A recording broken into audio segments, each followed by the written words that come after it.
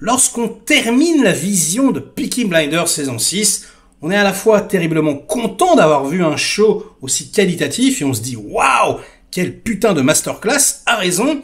Et de l'autre côté, on est quelque peu énervé, déçu de nous, notre propre production française, en train de se taper un petit peu la tête contre les murs et de se dire mais quand est-ce que nous aussi, on arrivera à faire quelque chose comme ça? Je ne pense pas que ça soit possible.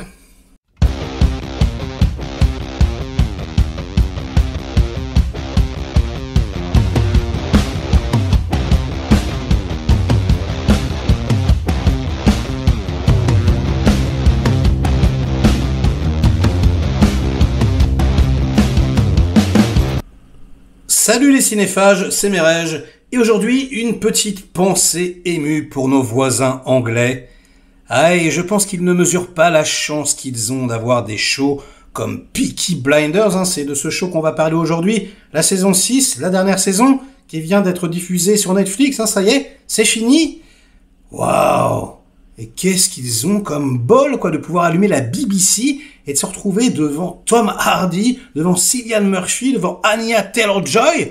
Rien que le casting, déjà, t'as mal à la tête, franchement. Des stars internationales, c'est pas chez nous que ça arriverait, On va peut-être Gad Elmaleh, qui essaye de percer aux États-Unis, mais je suis pas sûr qu'il y arrive et pas dans ce genre de masterclass. Alors, j'avais déjà fait une première partie de saison, j'avais parlé du pilote, que j'avais trouvé absolument incroyable, et je ne m'étais pas trompé, la saison est phénoménale, comme d'ailleurs tout le show quasiment. Alors oui, on peut trouver quelques défauts, c'est vrai que c'est peut-être un petit peu trop long, peut-être que 4 ou 5 saisons auraient suffi, certains personnages, on nous fait croire qu'ils vont mourir, en fait ils sont pas morts. Bon, ça ce sont des petits défauts récurrents, on va dire, globalement dans les séries télévisées, mais c'est peanuts, parce qu'on se retrouve devant une telle maîtrise, les enfants, déjà, l'atmosphère, la reconstitution est absolument grisante.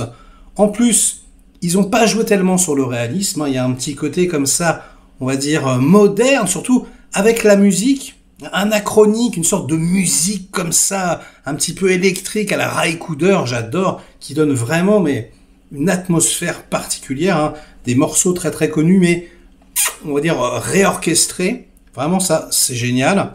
Ensuite, il y a le côté un petit peu à la Django, comme ça, westernien, un premier Django, très très boueux, très très sale, le côté un petit peu brumeux, anglais, il pleut, etc.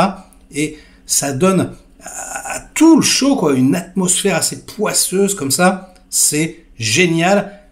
Les costumes, c'est pareil, toujours dans une tonalité très sombre, ils sont absolument fabuleux. Les acteurs livrent, mais tous et toutes des prestations mais exceptionnelles. C'est hallucinant. On a tellement c'est bien écrit, bien développé, l'impression parfois de pouvoir plonger dans leur psyché comme ça. On regarde leurs yeux, même s'il y a beaucoup de dialogue, il y a parfois de longues plages comme ça de silence où on est avec eux, on est en empathie. Oh là là, c'est vraiment, mais pas du tout, en tout cas. Moi, à mon goût, ce que je retrouve dans les séries françaises, c'est là, palpable, on a l'impression que tout est vrai, c'est magnifique, tous les décors, en plus là, ça se passe un petit peu aux États-Unis, j'essaye de pas trop spoiler, mais vous allez voir, il y a des plans absolument dingos, notamment dans une église, comme ça, en grand angle, de toute beauté, des transitions incroyables, des plans séquences, des top shots de l'enfer, il y a absolument tout ce dont peut rêver un spectateur sur un écran. Donc jetez-vous dessus, les enfants. Jetez-vous sur Peaky Blinders. Enchaînez 1, 2, 3, 4, 5, 6. Allez-y, binge-watchez. Il n'y a pas énormément d'épisodes. Et c'est vrai que parfois, on tire un peu la langue. On est là en train de dire, il n'y a rien à la télévision, il n'y a rien au cinéma. Et là, je vous assure que ça vaut le coup. C'est absolument magnifique. Alors oui, c'est un peu bavard. Oui, c'est très noir, oui, parfois il va falloir vous accrocher un petit peu, surtout pour ceux qui n'aiment pas forcément la violence, parce que ça va assez loin, mais non, c'est immanquable, il faut absolument le voir, ou en tout cas, laissez-lui une chance, vraiment, à ce show, regardez au moins la saison 1, vous verrez si ça vous accroche ou non. Moi, je trouve que c'est absolument immanquable. Il y a en plus, dans la saison 6, on va dire, une ambiance totalement macabre. Alors c'est dû évidemment à la disparition de la comédienne principale, qui apportait vraiment quelque chose. Ils ont été obligés de tisser tout autour de sa mort. Et donc du coup, ouais, c'est très très morbide, etc. Et en même temps, ils ont joué avec. Voilà, ils ont pris le spectateur, ils lui ont dit, tiens, on va vraiment te prendre la tête comme ça, te l'écraser dans la boue à l'image du protagoniste principal, comme ça. Ah, et puis on va appuyer sur les boutons là où ça fait mal. Le suspense, petit à petit, voilà, hein, notre héros, il est pris comme ça dans une machination qui semble, mais vraiment l'étouffer. C'est de toute beauté, hein. Enfin, moi, vraiment, j'étais pris dedans du début à la fin. Je vais pas spoiler, je vais essayer d'être un petit peu gentil, mais voilà. Il y a des retournements de situation, quand même, des twists très très intéressants. On est tenu comme ça en haleine pendant tous les épisodes. C'est absolument incroyable. Et du coup, ben moi, je baisse les bras, quoi. Je suis là et je me dis, mais on n'y arrivera jamais. Et c'est déprimant, quoi. Alors, on cherchait les raisons. J'avais déjà fait des vidéos comme ça où on se posait les questions de pourquoi. Mais c'est aussi parce que oui, ils peuvent vendre à l'international, parce qu'ils parlent anglais. Donc oui, ils peuvent se trouver plus d'argent. Hein.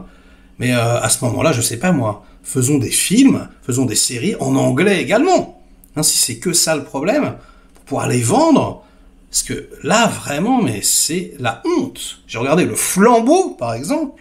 Alors, ça n'a rien à voir, évidemment, j'en suis conscient. Et pourtant, c'est bien ce qu'on nous propose. Hein. On nous propose en France Le Flambeau, voilà. Bah, t'es content, quoi. Et puis en Angleterre, Peaky Blinders avec Tom Hardy. C'est hallucinant. Donc je suis un peu triste, je suis un peu déprimé. Je me dis, est-ce qu'un jour on arrivera qualitativement à atteindre ne serait-ce que la cheville de leur talent, quoi. Ces Anglais, ils savent tout faire, ils savent jouer la comédie, mettre en scène. La musique, je vous en parle même pas. La photographie, bon, je vais pas revenir dessus. Tout est hallucinant. Donc bon, bah c'est triste, quoi. Donc bah regardez Peaky Blinders, regardez cette série, hein, comme je vous l'ai dit, c'est vraiment vivement conseillé. Et évitez Le Flambeau, hein, si vous voulez pas, voilà, brûler vos ailes et disparaître dans les flammes de l'enfer, hein, c'est vraiment lamentable. Merci. Merci pour toutes ces années, merci pour ces 6 saisons, merci à la BBC, merci à Netflix d'avoir rendu le show encore plus populaire. Et puis ben voilà, ça sera tout pour aujourd'hui. Hein. Donc likez cette vidéo si elle vous a diverti un minimum. Délikez-la sinon. Inondez-moi de commentaires comme d'habitude pour faire marcher le petit robot YouTube. Si vous connaissez un show français à la hauteur de Peaky Blinders, ben allez-y, hein. Je ne sais pas, je ne connais pas, je n'ai pas vu. Mais peut-être suis-je passé à côté. Hein. Allez, à très vite.